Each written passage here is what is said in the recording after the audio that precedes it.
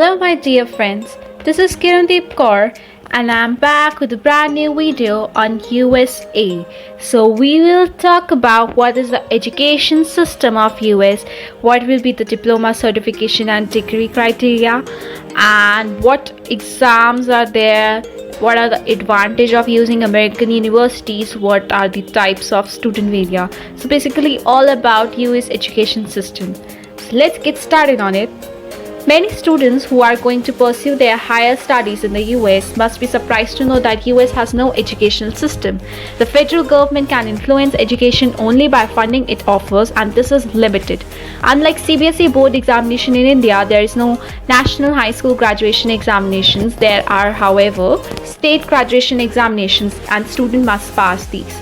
Different stages covered in Indian education system are primary, secondary, high secondary, graduation, post-graduation / masters, and major stages covered under US education system are elementary school, middle school, high school, post-secondary, college. So there's a huge difference in the US education system, and they consider extracurricular activities vital for students' overall development and give weight to sports and other activities apart from the main subjects. So we will talk about diploma certification degree and what is the duration and benefits of each. So a degree is an advanced education option where you pick an area of study to be your major. However, in addition to classes that are specific to your major, you must also complete general classes like English, history, math, and other topics. This provides a well-rounded education. So degree takes two or more years, often required by employers, and the sky is the limit when choosing a career path for a degree. And if we talk about certification, so a certificate is achieved after you complete the required work in a specified area or skill. It doesn't require the journal courses like a degree does. Instead, it requires just the classes and the training related directly to the specific area of the study. So a certificate does not offer an overview of this area of study like a diploma program does. So you will achieve a certificate after completing classes and training in specific area or skill, and it is generally completed in under an year, and you can obtain the skill necessary for a career without years of schooling. So if we talk about diploma, so a diploma is more in-depth than a certificate and can take a little longer to earn, but still usually less than an year. Diploma programs are also often more technical. The classes taken in conjunction while earning a diploma allow you to gain a thorough understanding of your field of study, though you won't earn a degree upon completion of program. So you can achieve this diploma certificate after completing classes and hands-on experience in a specific field, and it usually takes longer than a certificate, but it usually completed in under an year. And it is cost effective if you want to enter a career and your field doesn't require a degree. So these are some journal exams you need to appear for admissions. That is GMAT, GRE, LSAT and SAT. So what is the criteria for work experience for masters? So every university have different criteria for admission in masters in USA, but the basic requirements are 16 years of previous education. So qualification must be 10 plus 2 plus 4-year degree programs, or 10 plus 3-year diploma plus 3-year degree program, or 10 plus 2 plus 3-year degree Indian BSc plus 2-year master are eligible, and also transcripts must be needed. Standardized test scores like GRE must be provided.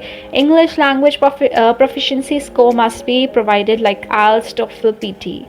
So what are the advantages of choosing USA institutes? So US degree have an excellent international reputation. With the always changing and evolving classrooms, these universities continue to attract students from all over the world and are courageously working every year to change the education they deliver, so that foreign students from all over the world are prepared to go back home and find wonderful career opportunities.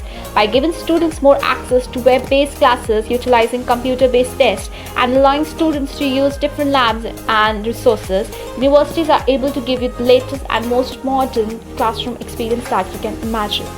Also, American universities are based on the cultural diversity. Nearly every university in the US takes diversity to be one of their defining pillars. So students often remark that their classes and dormitories are full of students from every nationality, religion or ethnicity, and having access to and contact with so many cultural backgrounds make the experience that much more thrilling. So US Universities often provide excellent support facilities. So, through various workshops, English language practices courses, orientations, and training, foreign students are given plenty of help to get them ready for their classes. Moreover, there is some effort to allow international students the ability to stay in the US after they graduate, so they can attempt to pursue a wonderful career at some of the world's biggest companies. Also, American universities offer a flexible academic environment. Depending on your strength, interest, and goals, US universities deliberately shift their classroom structures and instruction methods to make learning engaging and at the same time relevant to your own domain. So, we have three types of student visa: F1 student visa, exchange visitor visa, and M1 vocational non-academic student visa. So what is F1 student visa? Students applying for a program that require more than 18 hours of study in a week requires an F1 visa. This includes all the undergraduate programs as well as the graduate programs. J1 exchange visitor visa is for students visiting scholars or lecturer pursuing an exchange program. For example, Fulbright scholars and many students on short-term study abroad programs from Indian University will travel to US on J1 visa. J1 visa is usually sought by a working professional who goes to America on an exchange program, hence the name exchange visitor visa. This may include a 10-month vocational training or some research fellowship, etc. Whichever be the case, the applicants would be notified for the same by the respective institutions. And if we talk about M1 visa, so M1 visa is a type of student visa which is reserved for vocational and technical schools. While the process for applying the F1 visa and M1 is similar, the difference is that on entering M1 visas are time-stamped and students cannot overstay their visit.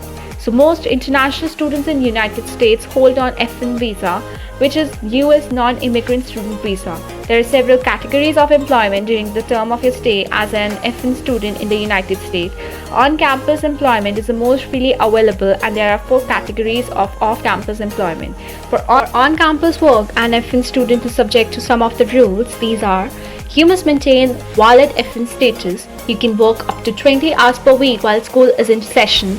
You can work full-time on campus during holidays and vacation periods if you intend to register for the next academic semester.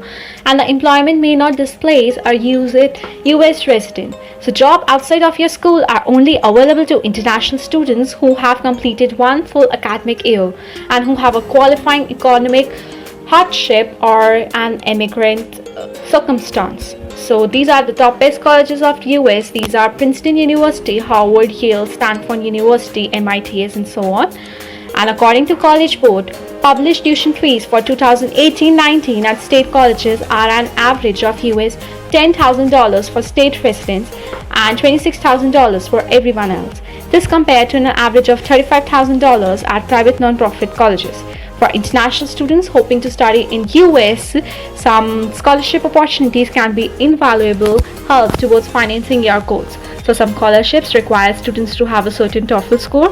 Some ask that you are from a certain country. Some ask for you to have a certain grade point average. You will need to do your own research to see if you are eligible for a scholarship. It can be confusing, but remember that college admission officers and financial aid experts are there to help you find as much money as you qualify for. If you are employed for an undergraduate on a US campus, the best way to start the job process is to do an internship as a part of your program. Skills get students job, and the more expert you are, the better your chances at securing employment. Internships are an ideal way to develop new skills and learn more about your target job and demonstrate your competencies to an employer. More than half of students convert an internship directly into US job offer. If you're an F1 student, you can get US work right via CPT, which is a component of your academic program. CPT internships are in support of your learning, and you will earn course credit as part of them. To demonstrate your learning, you will be required to complete a project or assignment in conjunction with the internship. These internships benefit students for further studies. So that's all from my side. If you have any doubt related to this, you can let me know in the comment section. Thank you.